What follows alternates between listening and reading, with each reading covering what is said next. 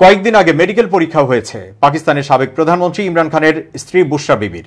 তাতে তাকে বিষ প্রয়োগের কোনো প্রমাণ পাওয়া যায়নি, কিন্তু মুখপাত্র মার্শাল ইউসুফ জাই অভিযোগ করেছেন যে তিনি বুশরা বিবির খাবারে 2 থেকে 3 ফোঁটা টয়লেট ক্লিনার মিশিয়ে দিতে দেখেছেন 24 ফেব্রুয়ারি শবে বরাতের দিনে। জিও নিউজের জিও পাকিস্তান অনুষ্ঠানে তিনি এমন দাবি করেন। বলেন, আমরা দেখতে পাই বুশরা বিবির ইফতারে 2 থেকে 3 ফোঁটা টয়লেট ক্লিনার মিশিয়ে দেওয়া হচ্ছে।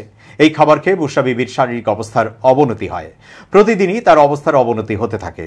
ইউসুফ জাই বলেন, গ্রেপ্তার করার আগে তার কোনো রকম সমস্যা ছিল না রক্তচাপের বা ডায়াবেটিসের সমস্যা।